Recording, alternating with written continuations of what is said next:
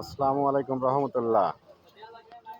আপনারা ভালো আছেন? আছি গোপালগঞ্জ বৈশাখী মেলাতে।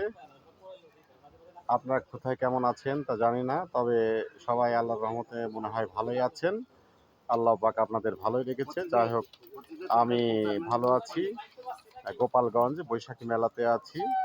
ইনশাল্লাহ এখানে নাটক চলে, এখানে আপনার সার্কাস আছে, উন্নত মানের সার্কাস। অনেক ভিড় হয় দেখার জন্য এবং সুন্দরভাবে মেলার মাঠ পরিচালনা হচ্ছে। তো আপনারা ভালো থাকবেন, সুস্থ থাকবেন, সুন্দর থাকবেন। আমার সঙ্গে আছে লিপু ভাই।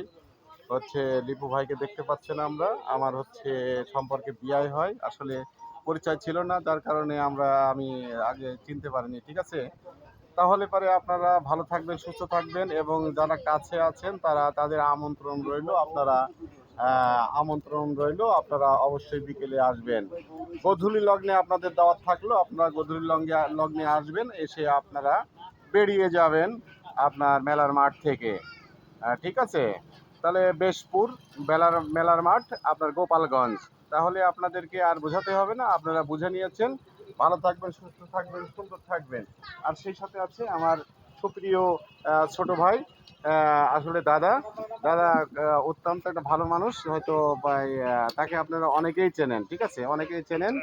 ঠিক আছে, দীপ্তদাকে অনেকেই চেনেন আপনারা। ঠিক আছে, যাই হোক, আপনাদের দাওয়াত থাকলো, আপনারা বেরিয়ে যাবেন। মেলার মাঠে নেই কোনো নগণ্যতা, ছড়াছড়ি, ব্যভিচারের স্রোত। আছে সম্ভ্রমণের আকুলতা, সুচিতার আলো, বুক ভরা ভালোবাসা। যেখানে মায়েরা করায় সন্তানকে দুগ্ধপান, বোনেরা এঁকে দেয় ভাইয়ের কপালে ফোঁটা। তাহলে পরে আপনাদের দাওয়াত রইল, আপনারা চলে আসবেন আমাদের মেলার মাঠে। আপনাদের দাওয়াত রইল বেশপুর। ঠিক আছে, আপনারা চলে আসবেন মেলার মাঠে, বৈশাখী মেলার মাঠে। আর কিছু বলবো না আপনাদেরকে। আপনারা ভালো থাকবেন, সুস্থ থাকবেন, সুন্দর থাকবেন, এই কামনায় স্বাধীন।